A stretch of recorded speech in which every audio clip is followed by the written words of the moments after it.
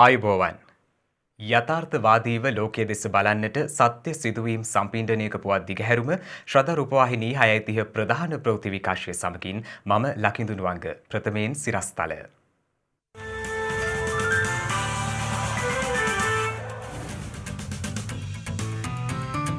මෙරට පුරාවිද්‍යා කැණීමකදී එකම ස්ථානයකින් හමු වැඩිම රන් කරඬු ප්‍රමාණය දීගවාපී දාගැබෙන් සොයාගත් මංජුසාවෙන් හමුවෙයි.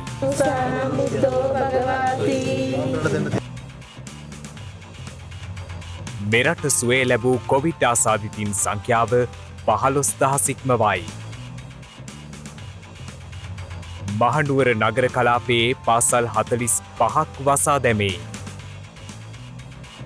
ලංකා ගමනාගමන මණ්ඩලයෙන් බස් රථවල ගමන් කරන මගීන්ට කොවිඩ් රක්ෂණයක්.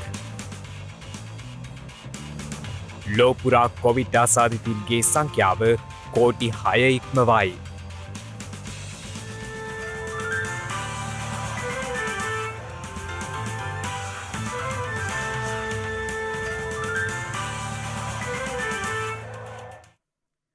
අති ගෞරවාර්හ දොඩම්පහළ සිරි චන්දසිරි මහානායක මාහිමිපාණන් වහන්සේ උතුම් පැවිදි දිවියට පත්ව වසර 70ක් සම්පූර්ණ වීම නිමිති කොටගෙන රටටත් ජාතියටත් අතිගරු ජනාධිපතිතුමන් ඇතුළු රටවාසී සියලු දෙනාටත් සෙත්පතා විශේෂ බෝධි වන්දනාවක් අද සන්ධ්‍යාවේදී කලපලුවාව ගෝතම තපෝවනයේදී පැවැත්වීමට නියමිතයි.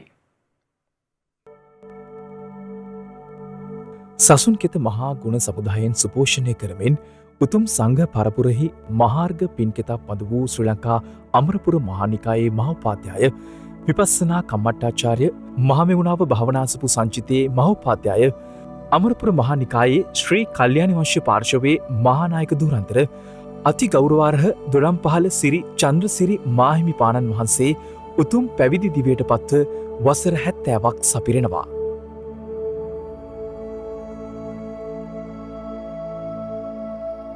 වර්ෂ 1939දී ජන්මලාභය ලද උන්වහන්සේ පැවිදි බිමට පත් වූයේ 1950 වසරේදී. අනතුරු 1962 වසරේදී උපසම්පදාව ලැබූ මෙම යතිවරයාණන් වහන්සේ 1996 වසරේදී අමරපුර මහානිකායේ ශ්‍රී කල්යාණි වංශ පාර්ශවයේ මහානායක ධුරයට පත්වනවා.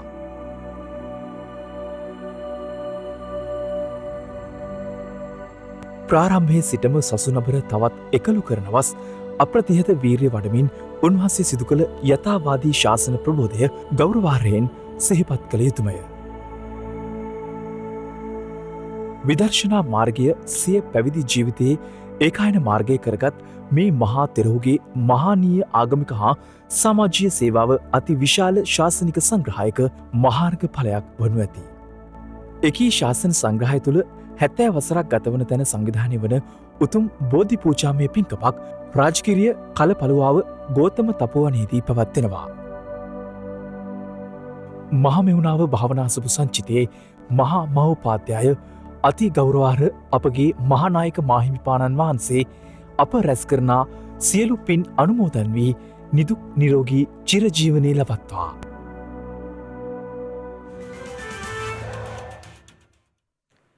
ඊයේ දිනයේ නව කොවිඩ් ආසාදිතයින් 458 දෙනෙකු හඳුනා ගැනීමත් සමග මෙරට කොවිඩ් ආසාදිතයින් සංඛ්‍යාව 20,967ක් දක්වා ඉහළ ගියා. එසේම කොවිඩ් ආසාදිතයින් 485 දෙනෙකු අද දිනේ සුවය ලබා පිටව යාමත් සමග මෙරට සුවය ලැබූ සමස්ත කොවිඩ් ආසාදිතයින් සංඛ්‍යාව 15,000 සීමාව ඉක්මවා ගොස් තිබෙනවා. එමෙන්ම ඊයේ දිනේ තවත් කොවිඩ් මරණ 4ක් මෙරටින් වාර්තා වුණා. ඊයේ දිනේදී මෙරටින් තවත් කොවිඩ් ආසාදිත මරණ 4ක් වාර්තාවීමත් සමග මෙරට සමස්ත මරණ සංඛ්‍යාව 94ක් දක්වා ඉහළ ගියා. මෙසේ ඊයේ දිනේ වාර්තා වූ මරණ අතරින් මරණ 3ක් කොළඹ දිස්ත්‍රික්කයට පිට ප්‍රදේශවලින් වාර්තාවීම විශේෂත්වයක්. ඒ අනුව ගිනිගත් ප්‍රදේශයේ පදිංචි 74 හැවිරිදි පුද්ගලයෙක්, සියඹලාපේ දකුණු ප්‍රදේශයේ පදිංචි 54 හැවිරිදි පිරිමි පුද්ගලයෙක් සහ බණ්ඩාරගම අටලුගම ප්‍රදේශයේ පදිංචි 42 හැවිරිදි පුද්ගලයෙක් මෙසේ මරණයට පත්ව තිබෙනවා. එසේම මියගිය අනෙක් පුද්ගලයා කොළඹ 15 ප්‍රදේශයේ පදිංචි අවුරුදු 73ක කාන්තාවක්. මෙලෙස මියගිය තිදෙනෙකු කොවිඩ් ආසාදිතය හඳුනාගෙන රෝහල්වල ප්‍රතිකාර ලැබමින් සිටි පුද්ගලයින් වෙනවා. අනෙත් පුද්ගලයා කොළඹ ජාතික රෝහලේදී පසුගිය 22 වෙනිදා මිය ගිය අයෙක්. මේ අතර ඊයේ දිනේදී නව ආසාදිතින් 458 දෙනෙකු හඳුනා ගැනීමත් සමග මිනුවන්ගොඩ සහ පෑලියගොඩ කොවිඩ් පොකුරෙන් වාර්තා වී ඇති සමස්ත ආසාදිතින්ගේ සංඛ්‍යාව 17000 සීමාව ඉක්මවා ගොස් තිබෙනවා. ඒ ඊයේ දිනේදී තවත් කොවිඩ් ආසාදිතින් 458 දෙනෙකු වාර්තා වීමත් සමගයි.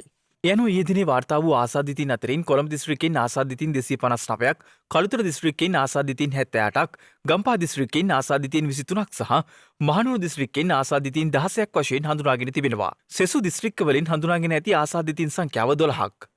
තවද බන්ධනාගාර ආශ්‍රිතවද නව ආසාදිතින් 24 දෙනෙකු හඳුනාගෙන ඇති අතර මේ වන විට මහර බන්ධනාගාරයේ රඳවාගෙන සිටින හිටපු අපරාධ විමර්ශන අංශයේ ප්‍රධානී ශානි අබේසේකර මහතාටද කොවිඩ් වෛරසය ආසාදනය වී ඇති බවයි වාර්තා වන්නේ. එසේම පොලිස් නිලධාරීන් 19ක්, පොලිස් විශේෂකාර්ය බලකායේ නිලධාරීන් 17ක්ද ඊයේ දිනේදී හඳුනාගත් ආසාදිතින් අතරට අයත්. මේ අතර කළුතර දිස්ත්‍රික්කයෙන් වාර්තා වී ඇති නව ආසාදිතින් 78 දෙනා අතරින් 74 දෙනෙකුම බණ්ඩාරගම අටලුගම ප්‍රදේශයේ පදිංචිකරුවන් බවයි වසංගත රෝග විද්‍යා ඒකකය පවසන්නේ. ඒ අනුව එම ප්‍රදේශයෙන් නැවත රෝගීන් වාර්තා වීම සම්බන්ධයෙන් අවධානය යොමු කළ යුතු බව වසංගත රෝග විද්‍යා අංශයේ ප්‍රධානී ප්‍රධාන වසංගත රෝග විද්‍යාඥ විශේෂඥ වෛද්‍ය සුදත් සමරවීර මහතා පවසනවා.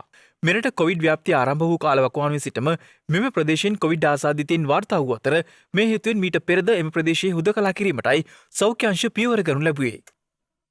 මේ අතර ජාතික බෝවන රෝග විද්‍යා ඒකකය හෙවත් IDH රෝහලේ හෙදියකටද කොවිඩ් වෛරසය ආසාදනය වී ඇති බවයි වාර්තා වන්නේ. අදාළ හෙදියට කොවිඩ් ආසාදනය වී ඇත්තේ එම රෝහලේ ආසාදිතයෙකුගෙන් නොවන බවටයි මේ වන විට තොරතුරු අනාවරණය වී ඇත්තේ. එමින්ම අම්බලන්ගොඩ ප්‍රදේශයේ ප්‍රධාන පෙළේ විද්‍යාල දෙකක සිසුන් සහ ගුරුවරුන් 40කට ආසන්න පිරිසක් නිරෝධායනයට යොමු කර තිබෙනවා. එම පාසල්වල ඉගෙනුම ලබන අම්බලන්ගොඩ තිලකපුර ප්‍රදේශයේ පදිංචි එකම පවුලේ දරුවන් දෙදෙනෙකුගේ මවට සහ පියාට කොවිඩ් ආසාදනය වී ඇති බවට තොරතුරු තහවුරු වීමත් සමගයි. මෙම දරුවන් දෙදෙනා තෙවන වාරයේ පාසල් ආරම්භ වූ දිනේම පාසල් වෙත ගොස් ඇති අතර ඒ අනුව ඔවුන්ගේ ආශ්‍රිතයන් වන අනෙක් සිසුන් සහ ගුරුවරුන් පිරිස නිරෝධායනයට යොමු කර ඇත්තේ. එසේම මේ වන විට කොවිඩ් ආසාදිත පොලිස් නිලධාරීන් සංඛ්‍යාවද 1080ක් දක්වා ඉහළ ගොස් තිබෙනවා. ඊයේ දිනේදී කොවිඩ් ආසාදිත පොලිස් නිලධාරීන් 19 දෙනෙකු වාර්තා වීමත් සමගයි. එසේම මේ දක්වා කොවිඩ් ආසාදිතයයි වාර්තා වූ සියලු පොලිස් නිලධාරීන් අතරින් මේ වන විට සුවය ලබා රෝහල් වලින් පිටව ගිය පොලිස් නිලධාරීන් සංඛ්‍යාව 680ක් බවයි පොලිස් මාධ්‍ය ප්‍රකාශක නියෝජ්‍ය පොලිස්පති අජිත් රෝහණ මහතා පවසන්නේ. දැනට පොලිසිය ඇතිවෙච්ච මේ අණු පොකුර නිවී යමින් පවතිනවා. ඉතින් ඒ නිසා මේ නිරෝධායනයට යොමු කරලා තියෙන 3000කට ආසන්න පොලිස් නිලධාරීන් අතරින් 19 දෙනෙක් පමණක් ඊයේ පොසිටිව් බවට වාර්තා වුණා. කෙසේ වෙතත් ඒ අණු පොකුරේ අඩුවීමක් දක්නට ලැබෙනවා. දැනට 400කට ආසන්න පිරිසක් පමණයි ප්‍රතිකාර ලබන්නේ. අනිත් සියලු දෙනා ප්‍රතිකාර ලබා රෝගය සුව වී පිටව ගොස් තිබෙනවා. පොලිස් නිලධාරීන් නිරෝධායන මධ්‍යස්ථාන 4ක නිරෝධායනයට ලක් කර තිබෙනවා. අපි පොලිසියේ ආසාදිතයින් බිහිවීම මේ වෙනකොට පාලනය කර තිබෙනවා. මේ අතර මහනුවර නගර සභාවේ අපද්‍රව්‍ය කළමනාකරණ ඒකකයේ සේවකයන් 11 දෙනෙකු හටද කොරෝනා රෝගය ආසාදනය වී තිබෙනවා. මේ හේතුවෙන් ගැටලුකාරී තත්ත්වයක් උද්ගතව පවතින බවයි මහනුවර නගරාධිපති කේසර සේනානායක මහතා පවසන්නේ. දැනට 11 දෙනෙක් කොවිඩ් පොසිටිව් බවට පත්වී තියෙන නිසා අපිට සිද්ධ වෙලා තියෙනවා මහයියාව ප්‍රදේශයේ වීදි කීපයක් වසා දමන්නට. ඒ වගේම 200කට අධික පිරිසකට PCR පරීක්ෂණ කරන අතර ඒ අය නිරෝධානය කිරීම සඳහා වෙනත් ස්ථානවලට ගෙන ගොස් තියෙනවා. මේ අතර හෙට සිට දෙසැම්බර් 4 දක්වා මහනුවර නගර සීමාවේ සියලු පාසල් වසා දැමීමට තීරණය කළ බවයි මධ්‍යම පළාත් ආණ්ඩුකාරවරයා සඳහන් කළේ. මහනුවර නගරය තුළ ඇති වී ඇති වර්තමාන කොවිඩ් වසංගත තත්ත්වය හේතු කොටගෙන අපි අද දින සිට දෙසැම්බර් මාස 4 වන දින තෙක් මහනුවර නගර සභා සීමාව තුළ තියෙන පාසල් 45ක් අප වසා තැබීමට තීරණය කරා. ඒ අතරතුර කාලය තුලදී දරුවන්ට සියාකාරයෙන් සෞඛ්‍ය ක්‍රමවේද අනුගමනය කරමින් ප්‍රවාහන පහසුකම් ලබා දීම සඳහාත් ඒ වගේම අනිකුත් පහසුකම් ලබා දීම සඳහාත් අවශ්‍ය වැඩපිළිවෙල සහ යම්කිසි අවදානමක් තියෙන තත්ත්වය මගාරවල අපි මේ සතිය තුලදී නිවැරදි විසඳුම් ලබා දීලා ඒ අනුව සතියක කාලයක් ලබා දීලා සියල්ලටම සූදානම් වෙන්න අපි මේ පාසල් මේ දවස් ගණනට වසා දැම්මේ. මේ අතර අද දිනේද පුද්ගලයන් 485 දෙනෙකු සම්පූර්ණ සුවය ලබා රෝහල් වලින් පිටව ගොස් තිබෙනවා. ඒ අනුව මේ දක්වා කොවිඩ් ආසාදිතව සුවය ලබා රෝහල් වලින් පිටව ගිය පුද්ගලයන් සංඛ්‍යාව 15000 සීමාව ඉක්මවා ගොස් ඇති අතර එම සංඛ්‍යාව දැක්වෙන්නේ 15447ක් ලෙසයි. එසේම වෛරසය ආසාදිතව රෝහල් වල ප්‍රතිකාර ලබන පුද්ගලයන් සංඛ්‍යාව 5426ක් වන අතර වෛරසය ආසාදිතයි සැක සහිතව රෝහල් වල විමර්ශනයට තේ පසු වන පුද්ගලයන් සංඛ්‍යාව 601ක්. මීට සුළු මොහොතකට පෙර තවත් COVID-19 ආසාදිතින් 294 දෙනෙකු හඳුනා ගැනීමත් සමග මෙරට සමස්ත COVID-19 ආසාදිතින් සංඛ්‍යාව 21000 සීමාව ඉක්මවා ගොස් තිබෙනවා. ඒ අනුව එම සංඛ්‍යාව දැක්වෙන්නේ 21261ක් ලෙසයි. ඊයේ රාත්‍රියේදී කොවිඩ් ආසාදිතයෙකු වැලිකන්ද කොවිඩ් ප්‍රතිකාරයකකයෙන් පැන ගොස් තිබෙනවා. කෙසේ වෙතත් එම පැන ගිය ආසාදිතයා වැලිකන්ද නගරයේදීම අත්අඩංගුවටගෙන නැවතත් ප්‍රතිකාර සඳහා යොමු කළ බවයි පොලිස් මාධ්‍ය ප්‍රකාශක නියෝජ්‍ය පොලිස්පති අජිත් රෝහණ මහතා සඳහන් කළේ.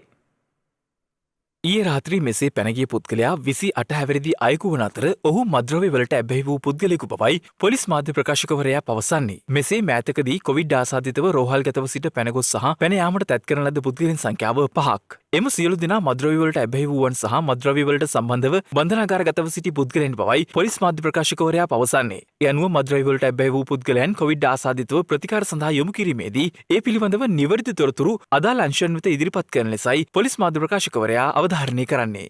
විශේෂයෙන්ම ඔබගේ ඥාතියෙක් සහෝදරයෙක් දරුවෙක් එම නැත්නම් මිතුරෙක් කොවිඩ් ආසාදනය වෙලා ඔවුන්ව ප්‍රතිකාර මධ්‍යස්ථානවලට ගෙන යාමට පැමිණි අවස්ථාවේදී සෞඛ්‍ය බලධාරීන්ට පොලිසියට කරුණාකර දන්වන්න මේ තැනැත්තා මත්කුඩුවලට ඇබ්බැහි වූ තැනැත්තෙක් බව. ඒ අනුව අපිට ඔහුව නියමිත ප්‍රතිකාර මධ්‍යස්ථානයක් ආරක්ෂිත ප්‍රතිකාර මධ්‍යස්ථානයක් සඳහා ගෙන යාමට හැකියාව ලැබෙනවා. සාමාන්‍ය ප්‍රතිකාර මධ්‍යස්ථානයකට නොයවා මත්කුඩුවලට ඇබ්බැහිවන් සඳහා තියෙන විශේෂිත ප්‍රතිකාර මධ්‍යස්ථානයකට යැවීමේ හැකියාව ලැබෙනවා. ඒ නිසා නිරන්තරයෙන් යම්කිසි කෙනෙක් PCR පරීක්ෂණ වලින් කොවිඩ් ආසාදිතයෙක් බවට වාර්තා වුණොත් ඔවුන් ප්‍රතිකාර සඳහා රැගෙන යන විට ඔහු මත්ද්‍රව්‍ය වලට ඇබ්බැහිවෙක් නම් අනිවාර්යෙන්ම ඒ සම්බන්ධව දැනුම් දීමට කටයුතු කරන ලෙසට ඉල්ලා සිටිනවා. එසේ නොමැතිව යම් කෙනෙක් පැන යාමක් සිදු වුණොත් ඒ පැන ආ පුද්ගලයාට යමෙක් ආරක්ෂාව රැකවරණය ප්‍රවාහනය ලබා දෙනවා නම් එය නිරෝධායන රීතීන් යටතේ වරදක් වෙනවා. ඒ අයට එරෙහිව නීතිය ක්‍රියාත්මක කිරීමට සිදු වෙනවා. ඒ වගේම එවැනි වාහන සගවා තබා ගන්නා ස්ථාන මුද්‍රා කිරීමට සිදු වෙනවා. කොවිඩ් ආසාදිත වී යැයි කිසියම් හෝ සැකයක් පවතී නම් වහාම PCR පරීක්ෂණයක් සිදු කර එය තහවුරු කර ගැනීම ඉතා වැදගත් බව රාජ්‍ය ඖෂධ නීතිගත සංස්ථාවේ සභාපති විශේෂඥ වෛද්‍ය ප්‍රසන්න ගුණසේන මහතා පවසනවා. වෛද්‍යවරයා වැඩිදුරටත් සඳහන් කළේ මෙම හඳුනා ගැනීම මගින් නිවෙස් තුළ මිය යන පුද්ගලින්ගේ සංඛ්‍යාව අඩු කරගත හැකි බවයි. ඔබ දකින්න ඇති මාධ්‍යවල පළ වෙනවා හදිසියේ ලෙඩ්ඩු පාරේ දන් වැටලා මැරෙනවා කියලා, ගෙවල් වල මැරෙනවා කියලා. නමුත් මේ කොවිඩ් වසංගතයේ කොවිඩ් රෝගයේ තියෙන විශේෂ ලක්ෂණයක් තියෙනවා. ඒ විශේෂ ලක්ෂණය තමයි මේක විශේෂයෙන්ම හැදෙන්නේ ශරීරයේ පෙනහැල්ලට. මේ පෙනහැල්ලට හැදිලා මූලික අවස්ථාවේදී රෝගේ ඔබේ ඇඟ ඇතුලේ තියෙන සමහරවිට ඔබට රෝග ලක්ෂණ තරම් නැහැ. රෝග ලක්ෂණ ඇත්තෙම නැති වෙන්නත් පුළුවන්. නමුත් ඔබ නොදැනුවත්වම ඔබ මේ රෝගයේ භයානක අවධියකට යනවද කියන එක සොයා ගැනීමට ක්‍රමයක්. ඒ ක්‍රමය තමයි සාමාන්‍ය කෙනෙක්ගේ ඇඟේ රුධිරයේ ඔක්සිජන් ප්‍රතිශතය 95%කට වඩා තියෙනවා. ඔබට මේ කොවිඩ් කියන රෝගයෙන් ඔබේ පෙනහළු වල ආසාදනය වැඩි වෙන්න මූලික අවස්ථාවේ තියෙනකොට මේ ඔක්සිජන් ප්‍රතිශතය 93ට වඩා අඩු වෙනවා. ඒතකොට යම් අවස්ථාවක ඔබේ ඔක්සිජන් ප්‍රතිශතය බලාගත්තොත් කලින්ම ඒකට රෝහල් වල දෙන්න ප්‍රතිකාර තියෙනවා. ඒතකොට මේ නිසා ඔබ රෝගය හැදිලා රෝහලකට යන්නේ නැතුව වෛද්‍ය උපදෙස් ගන්න නැතුව ගෙදර හිටියොත් සමහර වෙලාවට ඔබ නිරෝගී කෙනෙක් වුණත් එහෙම නැත්නම් ඉදන්ගත රෝගවලට මුහුණ දීපු කෙනෙක් වුණොත් ඔබට මේ මූලික අවස්ථාවේ රෝගය හඳුනා ගැනීමේ හැකියාව නැති වෙනවා. අන්න එහෙම වුණොත්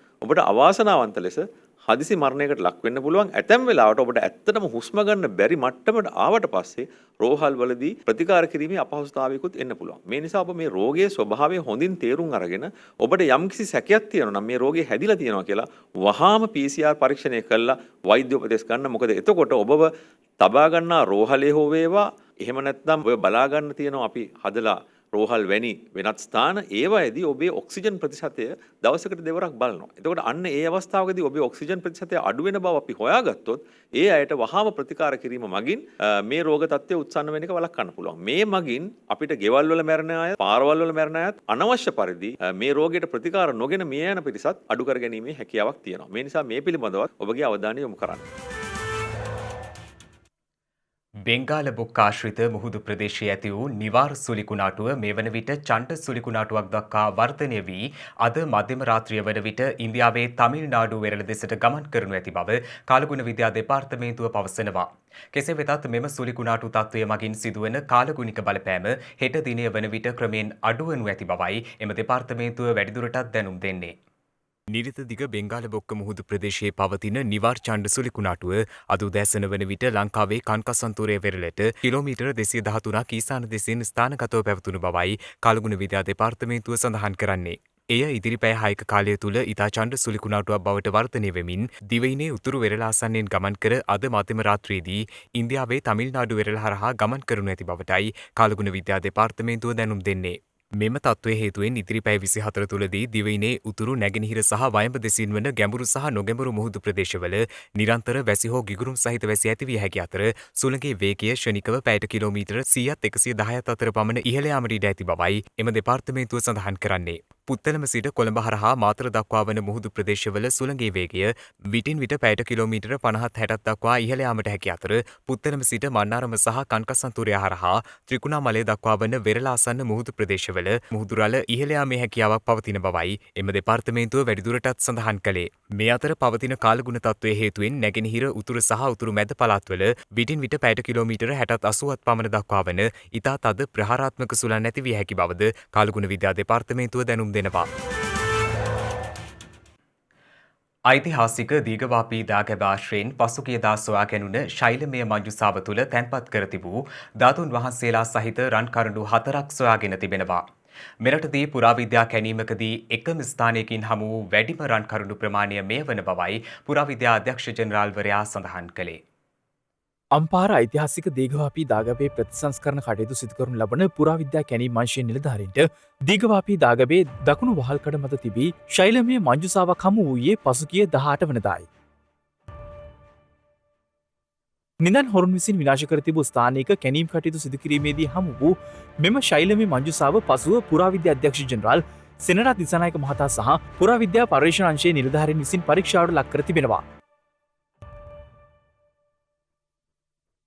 එය අනුව එම ශෛලමය මංජුසාව විවෘත කිරීමේදී එතුළ තිබී රන් ධාතු කරුණු 4ක් සුරක්ෂිතව මතු කරගනු ලැබුවා. සාමුද්දෝ භගවති අමතුරු ස්වාමීන් වහන්සේ මේක දෙවෙනි එකේ මේකේ කොටස ඒක දෙකද මේක දෙවෙනි එකේ රින් එක නේද මේකේ රින් එක සාදු සාදු සාදු සාදු සාදු සාදු මෙම රන් කරුණු 4 තුළ ධාතුන් වහන්සේලා සහිත රන් මංජුසා 6ක් සොයා ගැනීමට හැකි වී ඇති අතර පළඟු කරඬුවක්ද එහි තිබී හමු වී තිබෙනවා.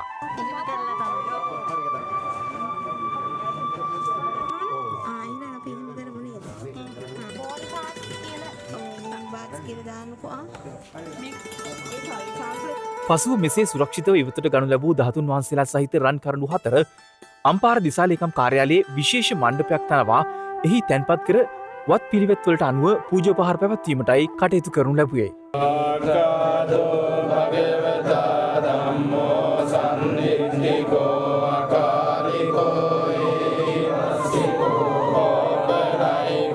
ඉදිරියේදී මෙම රන් කරඬු සහිත ධාතුන් වහන්සේලා දීඝවාපී දාගැබ ප්‍රතිසංස්කරණය කිරීමෙන් අනතුරුව යලි එහි තැන්පත් කිරීමට කටයුතු කරන බවයි පුරාවිද්‍යා අධ්‍යක්ෂ ජෙනරාල්වරයා සඳහන් කළේ. අයවැය කාරක සභා අවස්ථා තෙවන දින විවාදය අද පැවැත්වුණා. එහිදී රටෙහි පවතින කොවිඩ් තත්ත්වය පිළිබඳව විපක්ෂ නායකවරයා යොමු කළ ප්‍රශ්නයකට සෞඛ්‍ය අමාත්‍ය පවිත්‍රා වන්‍යාරච්චි මහත්මිය පිළිතුරු ලබා දුන්නා. ඒ අනුව මෙරට ජනතාවට ලබා දීමට නියමිත කොවිඩ් එනතක් සම්බන්ධයෙන් එහිදී අමාත්‍යවරිය කරුණු පැහැදිලි කළා. දැනට රජයේ රෝහල්වල PCR යන්ත්‍ර වෙන්ටිලේටර් සහ දැලි සත්කාරක ඒකක ඇඳන් කොපමණ සංඛ්‍යාවක් තිබේද? දැනට රජයේ රෝහල්වල PCR යන්ත්‍ර 34ක්ද වෙන්ටිලේටර්ස් 1020ක්ද දැඩි සත්කාර ඒකක ඇඳන් 704ක්ද තිබේ. කොවිඩ් වසංගතයේ මෙරට වාර්තා වීමෙන් පසුව රජයේ රෝහල් පද්ධතියට එක් කර තිබෙන ලද PCR යන්ත්‍ර වෙන්ටිලේටර් සහ දැඩි සත්කාරක ඒකක ඇඳන් සංඛ්‍යාව පිළිවෙලින් විදේශ ආධාර වලින් ලබා දුන්නු ප්‍රමාණය කොපමණද? රජයේ මුදල් වැය කිරීමෙන් නිර්මාණය වුණු දේවල් කොපමණද? එම සංඛ්‍යාවෙන් ප්‍රමාණවත් බව රජය ප්‍රකාශ කරන්නේද? එම සංඛ්‍යාවන් ප්‍රමාණවත්ද නැද්ද කියන කාරණාව පිළිබඳව රජය පිළිතුරු දෙනවද? නොයසේ නම් අවශ්‍ය ප්‍රමාණය ලබා ගැනීමට කටයුතු නොකරන්නේ මන්ද? කොවිඩ් වසංගතයේ මෙරට වාර්තා වීමෙන් පසුව රජයේ රෝහල්වලට PCR යන්ත්‍ර 25ක්ද මොබයිල් වෙන්ටිලේටර්ස් 220ක්ද දැඩි සත්කාර ඒකක ඇඳන් 61ක්ද එකතු කර ඇත. කොවිඩ්-19 වසංගතය මෙරට වාර්තා වීමෙන් පසුව රජයේ රෝහල්වලට එක් කරන ලද PCR යන්ත්‍ර සංඛ්‍යාව 25ක් වේ. ඒ අතරින් යන්ත්‍ර 11ක ප්‍රමාණයක් සෞඛ්‍ය අමාත්‍යාංශයට අනුබද්ධිත ව්‍යාපෘති වන ආසියානු සංවර්ධන බැංකුවේ අරමුදලින් ලබාගෙන ඇත. ඊට අමතරව විදේශ ආයතන හා දේශීය ආයතනවල පරිත්‍යාග ලෙස PCR යන්ත්‍ර 14ක් ස්ථාපනය කර ඇත. එමෙන්ම රෝගය වාර්තා වීමෙන් අනතුරුව වෙන්ටිලේටර්ස් 220ක්ද දැඩිසත්කාරක ඒකක ඇඳන් 61ක්ද රජයේ රෝහල් පද්ධතියට එකතු කර ඇත. ඒ අතරින් ප්‍රධානයන් වශයෙන් වෙන්ටිලේටර්ස් 200ක්, මොබයිල් වෙන්ටිලේටර්ස්ද දැඩිසත්කාර ඒකක ඇඳන් 20ක්ද මෙරටට ලැබී ඇත. දැනට රජයේ රෝහල්වල දිනකට කරනු ලබන PCR පරීක්ෂණ සංඛ්‍යාව කොපමණද? එම PCR පරීක්ෂණයක් සඳහා කෙතරම් කාලයක් ගත වේද? PCR පරීක්ෂණ ඊට වඩා කෙටි කාලයකින් සිදු කිරීමට හැකි තාක්ෂණයක් පිළිබඳව රජය දැනුවත්. දැනට රජයේ රෝහල්වල දිනකට PCR පරීක්ෂණ 11000ක් පමණ සිදු කරන අතර එම PCR පරීක්ෂණයක් සඳහා දල වශයෙන් පැය 6ක පමණ කාලයක් ගත. PCR පරීක්ෂණ කෙටි කාලයකින් සිදු කිරීමට හැකි තාක්ෂණය පිළිබඳව රජය දැනුවත් අතර ඒ සඳහා විශේෂයෙන්ම උපයෝගී වන මිනිස් ශ්‍රමය අවම වශයෙන් භාවිතා වන රොබෝ අත් සහිත ස්වයංක්‍රීය එක්ස්ට්‍රැක්ටර් automated extractors with robotic arm යන්ත්‍ර 16ක් මේ වන විට රජයේ රෝහල්වල PCR පරීක්ෂණාගාරවල ස්ථාපනය කර ඇත. COVID-19 වෙනුවෙන් නිපදවනු ලබන එන්නක් ලබා ගැනීමට 2021 සඳහා ඉදිරිපත් කර ඇති අයවැහි ප්‍රමාණවත් ප්‍රතිපාදනයක් වෙන් කර ඇති බවක් නොපෙනේ. ඒ සඳහා රජයේ සූදානම පිළිබඳව මෙම ගරු සභාව දැනුවත් කරන්නේද? නොයසේනම් මන්ද? එන්නත් අත්හදා බැලීම සඳහා සිදු කරන ලද සාකච්ඡා ආරම්භයේ සිටම අප රට ඒ පිළිබඳව සුපරීක්ෂාකාරීව පසු වූ බැවින් මුල් අවධියේදීම විශාලත එන්නත් සැපයුම් යාන්ත්‍රණයක් වන COVAX මගින් පවත්වාගෙන යනු ලබන එන්නත් වැඩසටහනට අපි ඇතුළත් වූයෙමු. COVAX යාන්ත්‍රණය ලෝක සෞඛ්‍ය සංවිධානයේ තාක්ෂණික සහාය ඇතිව එනම් එන්නත් සහ ප්‍රතිශක්තිකරණය පිළිබඳ ගෝලීය සන්ධානයේ ගැවි ඒකාබද්ධ ක්‍රියාකාරීත්වයෙන් පවතින යාන්ත්‍රණයකි. ඒ අනුව එන්නත් නිකුත් කළ පසු එය ලංකාවට ලබාගත හැකිවන අතර පළමු වටයේදීම අපගේ ජනගහනයෙන් 20%කට එනම් මිලියන 4.2ක ජනතාවකට මෙමගින් එන්නත ලැබීමට නියමිතය. මෙහිදී අවධාරණය කළ යුතු කරුණ වන්නේ තවමත් එන්නත් අත්හදා බැලීම් තුන්වන සායනික අධීරයේ ඇති බව හා තවමත් එම නිපදවීම සඳහා අවසරය ලබන්නේ කවදාද යන්න කිසිවෙකු නොදන්නා බවය. නිකුත් කළ පසු සිදු කළ යුතු දෑ පිළිබඳව අප අමාත්‍යංශය පෙර සූදානමින් පසුවේ. ශ්‍රී ලංකාව දැනට පවතින ප්‍රතිශක්තිකරණ ක්‍රියාවලීන් ඉතා හොඳින් සිදු කරන රටක් වශයෙන් රට තුළ ඉතා හොඳ ජාලයක් ඇති බැවින් මෙම එන්නතද අනුමත වූ පසුව සාර්ථකව ක්‍රියාත්මක කිරීමේ හැකියාව ඇත. ශ්‍රී ලංකා ගමනාගමන මණ්ඩලයේ බස් රථවල ගමන් ගන්නා මගින් සඳහා කොවිඩ් රක්ෂණයක් ලබා දීමට තීරණය කර තිබෙනවා. එම මණ්ඩලයේ සභාපති කින්ස්ලි රණවක මහතා සඳහන් කළේ මගීන්ට සිය සේවාව සඳහා විශ්වාසයක් ඇති කිරීම උදෙසා මෙම තීරණය ගත් බවයි. අපේගේ මගින්ගේ ආරක්ෂාව සඳහා ගමනාගමන මණ්ඩලය විසින් තීන්දුවක් ගත්තා ආරක්ෂක අරමුදලක් පිහිටවන්නට කොවිඩ් වෙනුවෙන් මේ ආරක්ෂක අරමුදල පිහිටවන්නේ පිහිටුවීමේ ප්‍රධාන පරමාර්ථය තමයි කිසියම් ආකාරයකට ශ්‍රී ලංකා ගමනාගමන මණ්ඩලයේ බස් රථ යතුලින් කිසියම් කෙනෙකුට ආසාදනයක් සිදු වුණොත් COVID-19 වෛරසය ඔවුන්ට එක් අයෙකුට රුපියල් 10000ක දීමනාවකුත් කිසියම් ආකාරයකට එවැනි පුද්ගලයෙක් මරණයටපත් වුණොත් රුපියල් 50000ක දීමනාවකුත් ගෙවන්නට ශ්‍රී ලංකා ගමනාගමන මණ්ඩලය තීන්දුව කරා. මේ ඇත්තටම ආයතනය විසින් සියලුම විධිවිධාන සලස්වනවා මේ COVID-19 වසංගතය ශ්‍රී ලංකා ගමනාගමන මණ්ඩලයේ බස් රථ තුලින් ව්‍යාප්ත නොකිරීමට ඒ සඳහා අපි දැනුම් දීලා තියෙනවා. ඒ ආකාරයට කටයුතු කරන්න ඕන කොහොමද කියලා රියදුරු කොන්දොස්තර සහ සියලුම ඩිපෝ කළමනාකරුවන්ට කිසියම් ආකාරයකින් හෝ එවැනි අතපසු වීමකින් වෛරසය වැළඳුනොත් ගමනාගමන මණ්ඩලයේ බස් රථය හරහා ඒ අයට සලසන ආරක්ෂණ ක්‍රමවේදයක් නැත්නම් සහනයක් විදිහට තමයි අපි තීන්දුව කරේ රුපියල් 10000ක මුදලක් ලබා දෙන්නටත් රුපියල් 50000ක මුදලක් මරණයකදී ලබා දෙන්නටත්. මොකද මගී ජනතාව තමයි ශ්‍රී ලංකා ගමනාගමන මණ්ඩලයේ අපේ ඉන්න වැටුනාම සම්පත.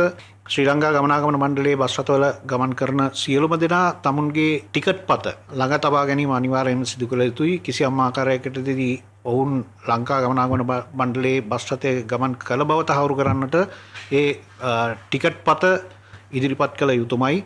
ඉන් අනතුරුව කොවිඩ් විශේෂ කාර්ය බලකාය සහ අපේ බුද්ධ්‍යංශත් PHI මහත්වරුත් වෛද්‍යවරුනුත් සාමාන්‍යයෙන් කොවිඩ් රෝගියෙක් හඳුනාගත්තාම ඔවුන්ට එය වැළඳිච්ච මූලාශ්‍රය සොයා ගන්නවා. මේ මූලාශ්‍රය ශ්‍රී ලංකා ගමනාගමන මණ්ඩලයක බස් රථයකින් බව තහවුරු වුණොත් තමයි අපි මේ ගෙවීම් කටයුතු සිදු කරන්නේ.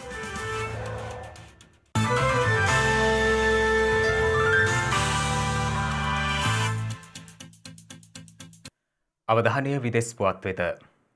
මේ වන විට ලෝපුරා වාර්තා වන කොවිඩ් ආසාදිතින්ගේ සංඛ්‍යාව කෝටි 6 ඉක්මවා ගොස් තිබෙනවා. මේ අතර ඇමරිකාවේ මීළඟ ජනාධිපතිවරයා ලෙස තේරීපත් වූ ජෝ බයිඩන් සිය අමාත්‍ය මණ්ඩලයේ ප්‍රධාන තනතුරු සඳහා තෝරාගත් අයගේ නම් ප්‍රසිද්ධ කර තිබෙනවා. එරට මාධ්‍ය වාර්තා කළේ රාජ්‍ය ලේකම්වරයා ලෙස ඇන්ටනි බ්ලින්කන් පත්කිරීමට නියමිත බවත් දේශගුණ ක්‍රියාකාරීත්වය පිළිබඳව නියෝජිතයා ලෙස හිටපු රාජ්‍ය ලේකම්වරයෙකු වන ජෝන් කෙරී පත්කිරීමට නියමිත බවයි. ඇමරිකා ජාතික බුද්ධි අංශ අධ්‍යක්ෂ ලෙස ඇවරිල් හයින්ස් පත්කිරීමට නියමිත අතර ඇය එම තනතුරට පත්වන පළමු ඇමරිකානු කාන්තාව ලෙස ඉතිහාසගත වනු ඇති. මේ අතර ජෝ බයිඩන් හට ජනාධිපති ධූරය භාර ගැනීම සඳහා වන බල හුවමාරුවට ඉඩදීමට තමා සූදානම් බව ඇමරිකාවේ වත්මන් ජනාධිපති ඩොනල්ඩ් ට්‍රම්ප් පවසා තිබෙනවා. දේශපාලන විචාරකින් පවසන්නේ ට්‍රම්ප්ගේ සිය මැතිවරණ පරාජය පිළිගැනීමේ පළමු පියවර මෙය බවයි. ඒ අනුව ජනවාරි 20 වනදා නව ජනාධිපතිවරයාගේ දිවුරුම් දීමේ උත්සවයට අදාළව මෙතෙක් ඇනහිට තිබූ බොහෝ කටයුතු නිසි ලෙස ක්‍රියාත්මක කිරීම අවස්ථාව හිමිව ඇති බවයි විදේශ මාධ්‍ය වාර්තා කළේ. මේ අතර ගත වූ පැය 24 තුළ ලොව වැඩිම මරණ සහ ආසාදිතින් සංඛ්‍යාවක් තවදුරටත් වාර්තා වන්නේ ඇමරිකාවෙන්. දිනක් තුළ එරට සිදු වූ නව මරණ සංඛ්‍යාව ලෙස 2187ක් වාර්තා වන අතර වාර්තා වන ආසාදිතින් සංඛ්‍යාව දැක්වෙන්නේ 1,75,047ක්. මේ අතර රුසියාව විසින් නිෂ්පාදිත ස්පුට්නික් එන්නත දෙවන වර සායනික අත්හදා බැලීම් වලින් අනතුරුව 95%ක් සාර්ථක බව එරට සෞඛ්‍ය අංශ නිවේදනය කර තිබෙනවා. එහි මාත්‍රාවක් $10කට අඩු මුදලකට ජාත්‍යන්තර වෙළඳපොළට ලබා දීමට තීරණය කර ඇති අතර රුසියානු ජනතාවට ඒ නොමිලේ ලබා දීමටයි එරට රජය තීරණය කර ඇත්තේ. මේ අතර යුරෝපයේ කුඩාම රටවලින් එකක් වන ලක්සම්බර්ග් COVID-19 ආසාදනය ඉහළ යාමෙන් පසුව ලොක්ඩවුන් සීමා ක්‍රියාත්මක කර තිබෙනවා. සෞඛ්‍ය සේවා පද්ධතිය වඩා හොඳ තත්ත්වයක පැවතීම සඳහා දෛනිකව නව ආසාදිතින් 500කට වඩා අඩු සංඛ්‍යාවක් ලබා ගැනීම මෙහි අරමුණු බවයි ලක්සම්බර්ග් බලධාරීන් සඳහන් කරන්නේ. ගත වූ සතියන්තයේ රට තුළ නව ආසාදිතින් 1000කට අධික සංඛ්‍යාවක් වාර්තා වී ඇති අතර වාර්තා වූ මරණ සංඛ්‍යාව 6ක්. දිනක සටහන් නිමවන්නට මත්තෙන් හෙට දවසේ වැදගත්කම ගැනයි මේ අවධානය.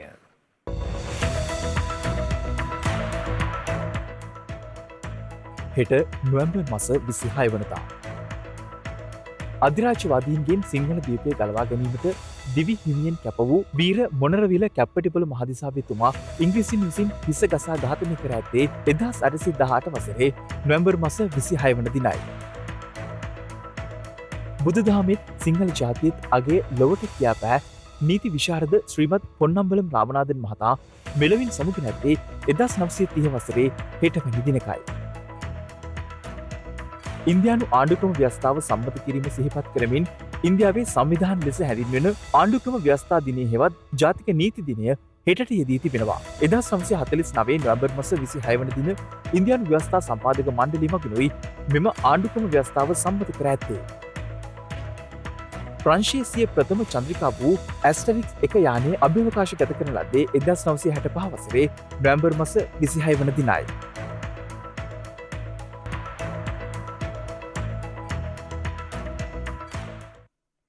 ඒ සමගින් ශ්‍රද්ධා ප්‍රධාන ප්‍රවෘත්ති විකාශය නිමාවට පත්වනවා. හමුවෙමු හෙටත් සවස 6:30ට. තෙරුවන් සරණයි. නමෝ බුද්ධාය. මෙවැනි වැදගත් පුවත් නැරඹීම සඳහා ශ්‍රද්ධා TV News YouTube channel එක subscribe කර සීනුව සලකුණ වන්න.